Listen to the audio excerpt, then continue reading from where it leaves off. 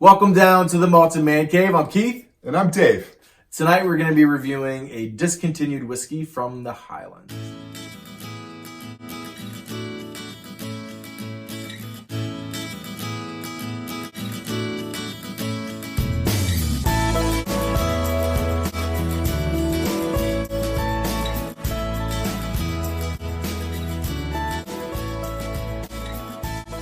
All right, so we're back. And as I said, tonight we're going to be doing a discontinued whiskey from the Highlands. We did an Old Pulteney not that long ago. And tonight we're going to be doing Old Pulteney 21. As many of you guys know, unfortunately, Old Pulteney 17 and 21 have both been discontinued. So it's kind of hard to find right now. Is that why they only sell it in that low quantity? No, this is because Daddy got it. So I'm up to my usual shenanigans of drinking whiskey and then realizing, oh crap, I need to save some for the review. They only have big bottles and just little amount. So in full disclosure and disclaimer for Dave has not had a chance to taste this whiskey off camera to get notes. So he's going in completely blind. I'm blind, and I am blinded. I'm having to put Tell him why. I'm having to put some drops. I'm having to put some drops in my eye. Dave and Allie's sex life gets interesting. I wish. All right, so this comes at 46% ABV. It is not colored, and I'm pretty sure it's not show filtered. Just in case, I'm going to put the information that we find right there.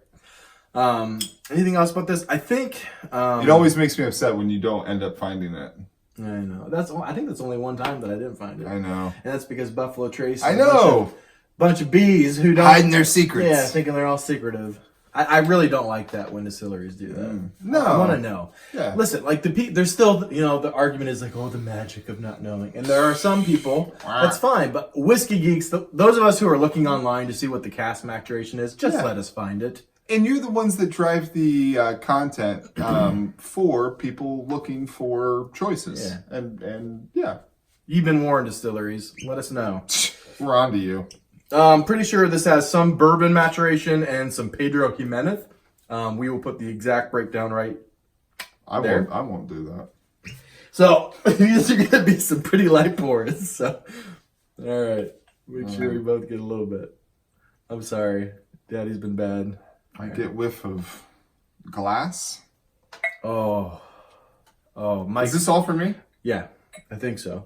We'll see how much is in there, and then I'll decide if I want to load some. Do your little. No, it's fine. Always, man.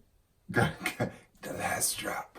Good, the last drop. I have not had this in like 6 months. Ooh, what a treat. I have missed it. What a treat. And Mike from Mike's Whiskey Reviews is going to be angry that I'm not letting him have the bottomless. I'm sorry, buddy.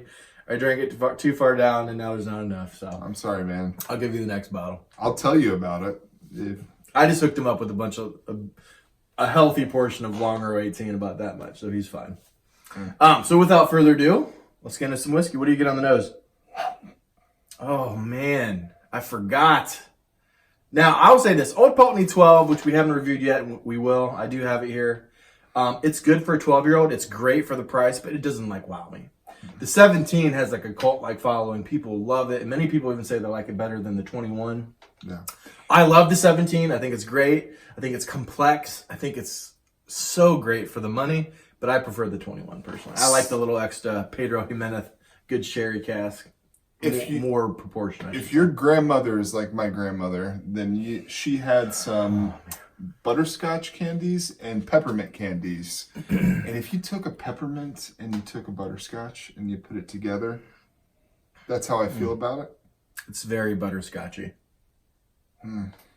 Creamy. So butterscotch, some mint. I should have done a solo review of this. Very fresh. It all. I immediately regret my decision. I immediately regret my decision. He's thinking Dave does not appreciate this. Dave does not deserve this. It does have a heavy proportion of sherry in it, so we'll see. I think you might like this. We'll see. So raisins and white chocolate, definitely. No, dark fruit. It's sherry. So you're getting some of that dark fruit. You're right. Good job. Yay. Yeah. Raisins? Really? Raisins. It's all subjective, man. I'm just joking with you. So definitely the dark fruits, and it is, unless my nose deceives me, it is not. I think I can put sherried whiskey into two distinct categories.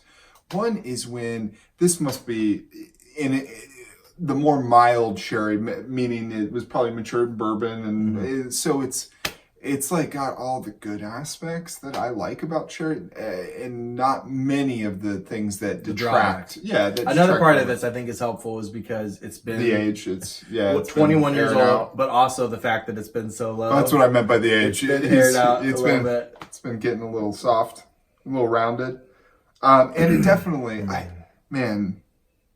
I would be disappointed if that nose changed on a new bottle. I would tell everybody, hey, buy 20 bottles and just pour it all in there, right in the bottom. How about you, man? So I immediately get this huge, amazing punch of floral, orange tea, salty brininess, and then you get that delicious Pedro Jimenez, just sherry, like milk chocolate, creamy, like marshmallows. Oh man, just a bunch of citrus. I mean, orange is a citrus. Did you ever have the can of like the marshmallow, the whipped marshmallow? That kind of reminds me of this. Yeah. Like when you open up the lid. Yeah. You could put some oranges in there with that lid and some chocolate. You got yourself a dinner.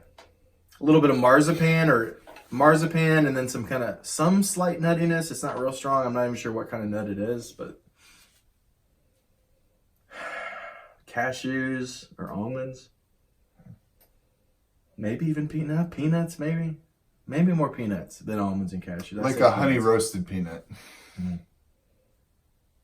Man, a sugary peanut. I was not able to get notes on this one either. I don't know what was I thinking. I just drank the crap out of this and just completely derelicted my duties. I feel like that speaks to how good it was. How good it was for you. Or how little it left an impression on you. There's a little bit of lemon. So like lemon and orange flavored brisk black tea. Oh, black tea's a good. Again, man, that might be one of the best notes I've had of like a combination between marshmallows and like milk chocolate. It's like a s'more. I don't get the graham crackers. Graham crackers not there, but just if you just had the good parts of the marshmallow s'more and the chocolate of the s'more. Maybe even a little bit of slight raisins. Is there white chocolate? I think raspberries. Maybe a little bit. Raspberries? Schnozberries. The schnozberries taste like schnozberries. Raspberries or strawberries are in there. It takes a while before those don't pop out at first, but if you really get in the nose, I think those are kind of lurking in the background. Raspberry and strawberries. What do you got on the palate? Well, let me palate it.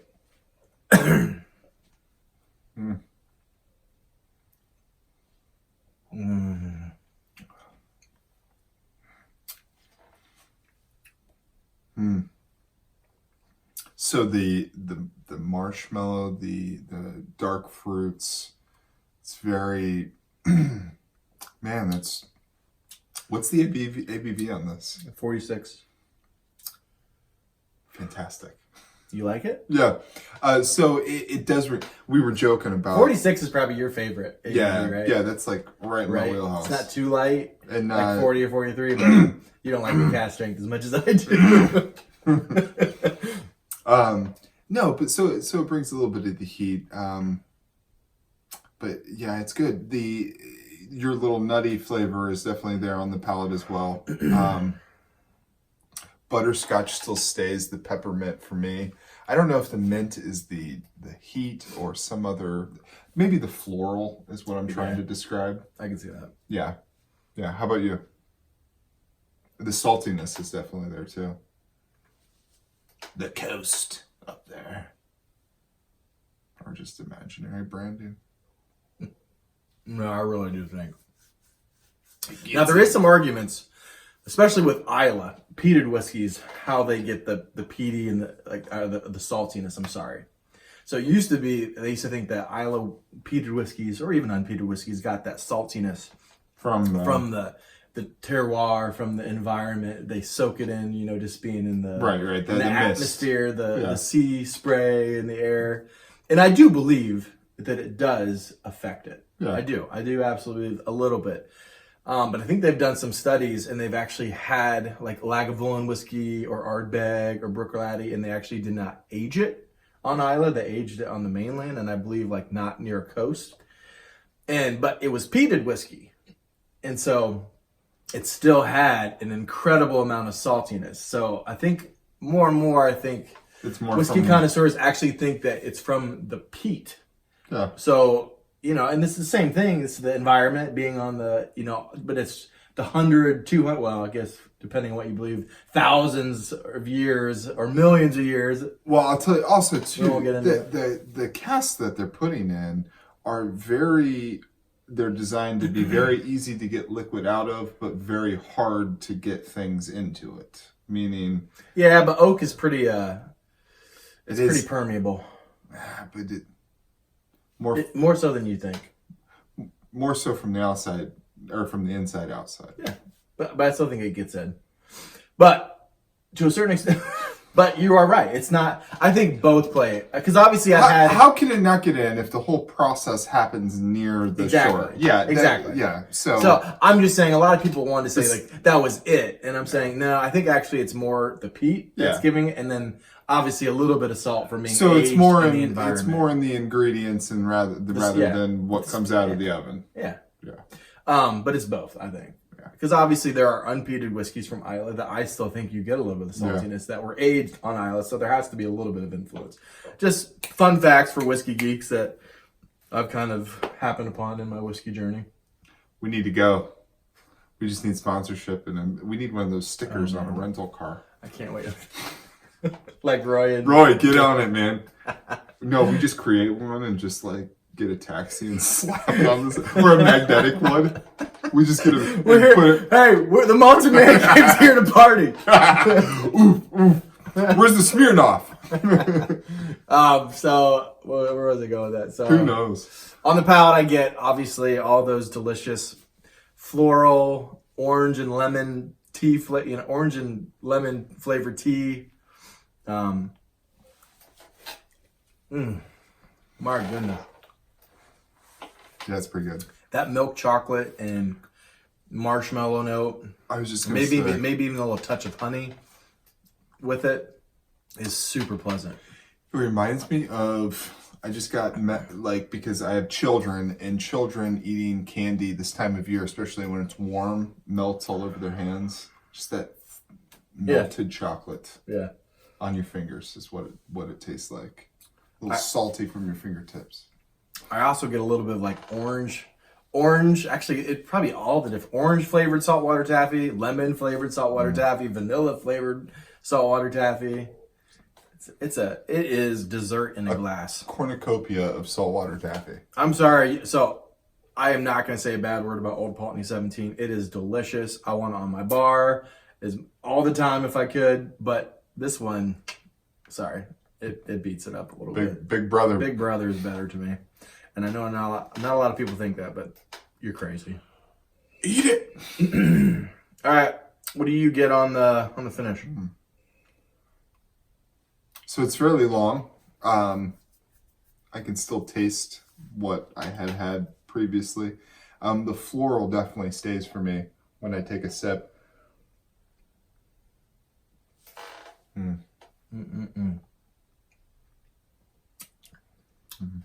Man, saltwater taffy definitely is there. It feels like it's coating your mouth. So for me on the finish, it's medium. It's not super long, but it's medium to long. And you get all of those delicious, just floral, orange saltwater taffy. Those are my notes. Marshmallow, milk chocolate. And then the last thing I'm getting that I didn't get on the nose or the palate, maybe I wasn't looking close enough, is like the barley sugar. A barley sugar note that really lasts. What is barley sugar? Barley sugar? Yeah. So, I mean, sugar from barley? Well, the barley is what is the distillate. Oh, and, okay. There's natural sugars occurring in the you got barley. me. I thought maybe you've got barley sugar up there. No, just the barley sugars, the sugar that's in the barley. It definitely reminds you of rolling in a hay mound a little bit. So there's a couple of whiskeys so Balvenie 12 Doublewood has like this really distinct barley. What are you laughing at? Me just rolling in a hay mound. Have you ever rolled in a hay mound? I've rolled in hay mounds. It's so much fun. You were a strange kid. And you get the dust from the hay mound. I know exactly. We both grew up in the country. I know. But that dust. Yeah. That's what you get. Country roads. But so barley sugar, fantastic finish. Malted Man Cave Mark. What are you gonna give us? This is a 91 for me. This is 91. Did I just take it from your mouth? Yeah. We do that. Yeah, this is 91. 91. Man, maybe I'm going to give it a 92 just so we don't have the same score. Nah. I like it a lot. If this was cast strength, if this came exactly the same... If it wasn't sherried? Don't listen to him. It was the exact same cask maturation, same age. Like it came out of the... If they took the same cask and they just didn't water it down to 46%, this would probably be a 94 or 95. It's that good. But watered down, I'll give it at 46, I'll give it a 91, 92. 91.5 from Keith. Is that our first... No, I think I tried it before. No. So, question of the night. Yeah, we were thinking about such a fantastic dram as this. Who in history... If you could pick, would you bring a bottle and have a dram with any historical figure, and what would you choose to bring? I told Dave off camera I wasn't going to bring up, because obviously I think people know that I do believe in God, and it'd be fun to talk to Jesus. Muhammad. I would love to talk to Muhammad and talk to Buddha. Buddha. Is it John Smith? Who's the Mormon? Joseph Smith. Joseph Smith. Yeah. Joseph Smith. I want to talk to that dude. I want those golden tablets. I need to give him some mental health counseling. I want those golden tablets. He was like a convicted criminal. He was a thief. He was a great thief. He was clearly He used to dig up... We live around a lot of Indian mounds. And so Joseph Smith used to go to those Indian mounds and say that they were like ancient... Mormons that live there. I had forgotten about the snake mound. Yeah. It's close to in Ohio. Yeah. You know what made me think about it? I was watching Joe Rogan podcast, and he had Dan Aykroyd on. They were talking about Indian mounds. He was talking about the crystal skulls. The crystal skulls, and he said like one of them was found at the snake mounds or something. Yeah. So I looked it up, and I was like, man, I need to take my kids there. Yeah. Oh yeah. I want to find this. Well, if you were Joseph Smith, you would dig it up and steal the jewelry, and then create my own fake butt religion. I'm just kidding. Not really. That's true, but I'm. You're not kidding. I know.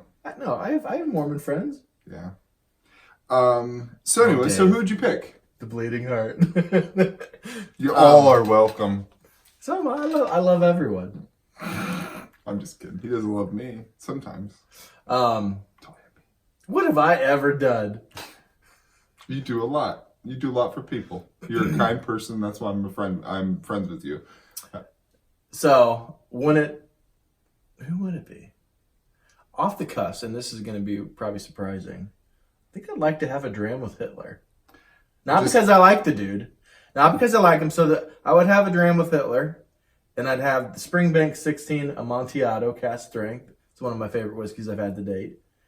And I'd want to just ask him, want to look into his eyes and just see, how much evil I really saw. You would want, and be like, preface that. So really? that is we're gonna be kicked off YouTube. No, I'm kidding. I'm kidding. I just said, but what I want you to preface that with, what would be nice is talking to a Hitler that wasn't on methamphetamines and all the other drugs. No, I want to talk to him in I want to talk to him in the height of his evil and be like, right. What the heck? Yeah, what were you trying to do? I want to really see how much, you know what I'm saying? Evil it really was. And obviously, I'm not a fan of Hitler. I think he was evil. I think he did some of the most terrible things, obviously, in the history of the world. Yeah. I'm not a fan. I do not like Hitler. I just want to, I don't know. I mean, there's all kinds of other more positive interviews. Next step on Keith's ride, Genghis Khan. What was wrong with Genghis Khan? He was a saint. He led his people. He did. He's like in like. I love how Hitler gets all the bad press, but Joseph Stalin was like worse than he was. Dude, he killed way more people than Hitler. What did they call it? The humidor, or not the humidor? The like Russia starving. Yeah, like it was crazy. Yeah, and it was just untalked. I mean, he killed like millions more. It's gonna bother me. Something millions more. We'll put it right there. Oh, there it is. So. Yeah. No, I mean, it wouldn't be a pleasant interview. I wouldn't be like enjoying myself. I'd be enjoying the Springbank 16 and Amontillado. But I just, I mean, all kinds of journalists interview terrible people. You know what I mean? All the time. Yeah. Well, Didn't they interview Osama bin Laden back in the day? They shot him. They shot him. No, before. You mean Saddam Hussein? No, before. I think there's some interviews with Osama bin Laden. Mm-hmm. Not all. I mean, yeah, they have a lot of them where like his people. Yeah. Videotaped. I'm pretty sure he was interviewed a couple times before 9/11 happened. Do you remember when they were releasing all kinds of hype tapes from the caves? Every week you were getting another terrorist hype video from deep in a cave in a bunker. What about you? So for me, I threw you off with that Hitler, didn't I? Yeah, you took me for a journey. I started. We're definitely like, this is definitely going to get flagged from YouTube. Don't say the buzzwords. The buzzwords, man. Do you see that little kid? I'll say this: YouTube, don't be evil. Google, their thing is don't be evil. Stop censoring. This is America. We don't need your censorship. There's a video of a little kid. He's got a channel. He's got like 70 subscribers or something like that, and he read the words for LGBTQT or whatever it is. Now we're really not gonna. Now we're really gonna be blacklisted. I know. Way to go! But it demonetized them. Maybe I don't understand it, but it seemed like it was just because he read those words. Oh yeah, there are certain words that if you say, I mean, we're not even monetized yet. If you can say Hitler. See, that's it. All right. Can we just say that's sad? What? Oh, no. I'm just talking about the shock value. But there is like that we're like erasing like these words or we're taking down statues. Yeah. How are we supposed to like learn from our mistakes if we erase history? Well, I don't necessarily agree. I think statues should be torn down. No. Dude. So what are we going to do? Are we going to get rid of George Washington? Are we going to take down all like because he had slaves? Are we going to take down everything? Oh, well, I mean, that's dumb. I'm talking about like Confederate war generals and things like that. Those monuments. Why? It's part of history. We won though. So should we take down Auschwitz? So in Dachau and Auschwitz they have like a museum. Should we take that down? Like that's so. No, but they're not monuments. Like, that is crazy. They're not monuments. Yeah, let's erase everything so that we don't learn from our history. Yeah, that's dumb. No, you shouldn't tear down concentration camps, but like... Why? It's evil. That's even more evil than a statue of a Confederate soldier that's part of history. How is that any different? Because they're put in place... And half the Confederate soldiers, General Lee, like, he didn't even, like... I don't think he had slaves or he didn't want to have slaves. He didn't even want to fight in the war, but he felt pressure because it was his state. Keith, I am triggered by the statues. So, would you please, when I see a statue, I go out of my mind. I'm going to start wearing bubble wrap for everybody. Anyways, for me, you know what I'd like to have? And I hate slavery, just for the record. But that's ridiculous. Who doesn't hate slavery? Getting rid of everything that's ever happened in history. Let's get rid of everything bad, ever. So, let's see. What else should we get rid of?